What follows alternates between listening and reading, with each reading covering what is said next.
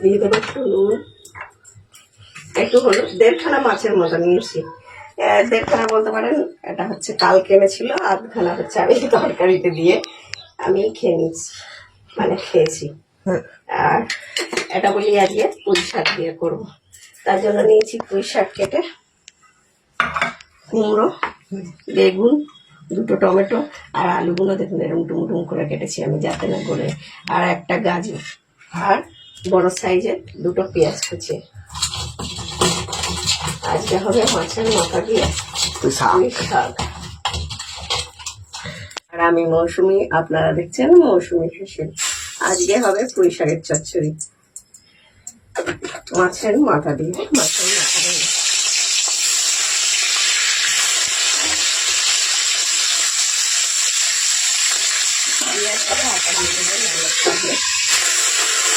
ঢাকা দিয়ে দিলে আর পুঁইটা শাকে থাকবে। আর মাথাগুলো কড়া করে দিয়েছে, বেশ মাথাগুলো ভাজা হয়ে গেছে আমাদের।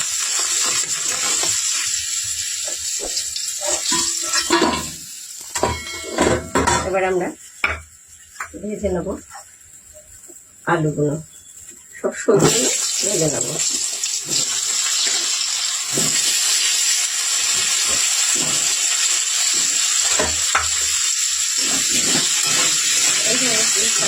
ভালো করে ভাজা হয়ে গেছে।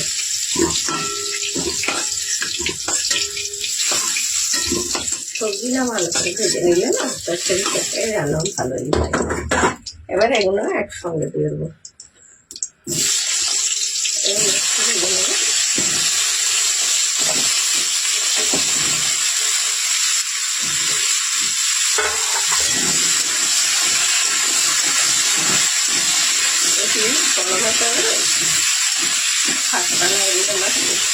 ভালো করে ভাজা হয়ে গেছে, সবই তুলে নেব।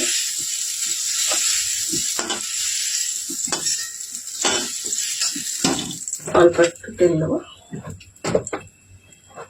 খুব সামান্য। দিয়ে দেবো 5 ফোড়ন। 5 ফোড়নটা একটুখানি চটপট করে রাখলে এবার দিয়ে দেবো পেঁয়াজ। 5 ফোড়নের মধ্যে যখন পেঁয়াজটা দেবেন না, মাংসটা কি বলবো তো অপূর্ব হয়। পেঁয়াজ আলু চটচড়িটা খুব ভালো লাগে, মানে 5 ফোড়ন যাবেন একটু 5 ফোড়নের মধ্যে পেঁয়াজটা দিয়ে ভেজে হলে দিয়ে দেবো টমেটোটা, দিয়ে দেবো আদা,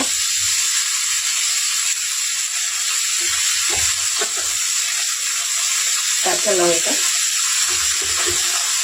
একটু রসুন, একটু মাছের মাথা করবে। এখন রসুন দেবেন, ভালো লাগবে। মাছের মাথাতে লাগবে, তেল না দিলে ভালো লাগবে। দিয়ে দেবো ধীরে ধীরে।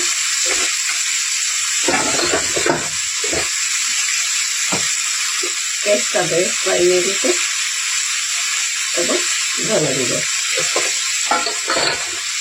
আলুটা দিলাম, মালিশ করে আলুটাকে ধীরে দেখে বাটা মশলায় দিয়ে দেবো।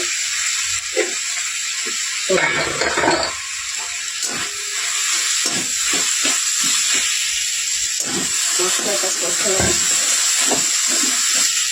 দিয়ে দেবো শাকগুলো। কতটা শাক মাংস দেখে একটু কমে যাবে। শাকটা কেটে ভালো করে ধুয়ে জল ফেলে নিয়েছি, এরকম একটা জায়গাতে ঝুড়ি করে রাখতে পারে। মশলার সঙ্গে ভালো করে মিশিয়ে নেব। এখনো নুন দিলে দিয়ে দেবো স্বাদ অনুযায়ী নুন। একটু কমে গেলে দেবেন, তাতে বোঝায় কতটা দিতে হবে। আর বেটে রেখেছিলাম 2 চামচ সর্ষে, সেটা দিয়ে দেবো।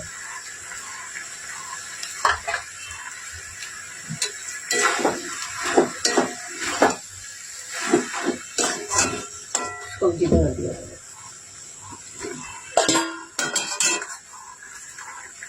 কারণ শাক দিয়েই প্রচুর জল বেরোবে আমাদের, আর কোনো জল দিতে হবে না।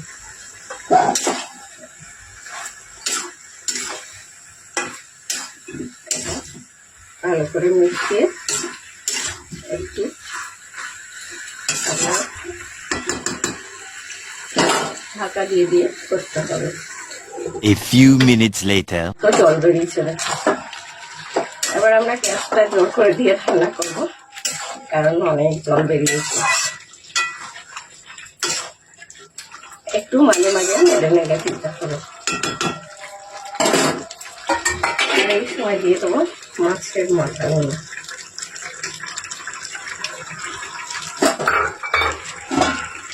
A few minutes later. এরকম একটু মাঝে মাঝে নেড়ে নেড়ে দিয়ে জলটাকে শুকিয়ে নিতে হবে। যত শুকনো করবেন চচ্চড়ি তত খেতে ভালো লাগে। মাছের মাথাগুলো এমনি খেতে হবে।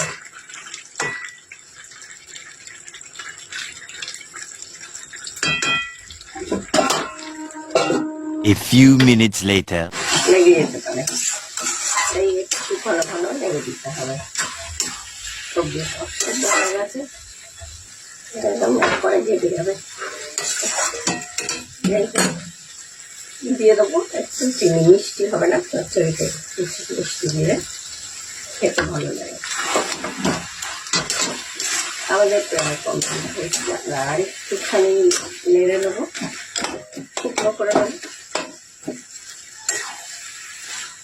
আস্তাকে এই সময় জোর করে দিয়ে নেড়ে শুকনো করে নেবো।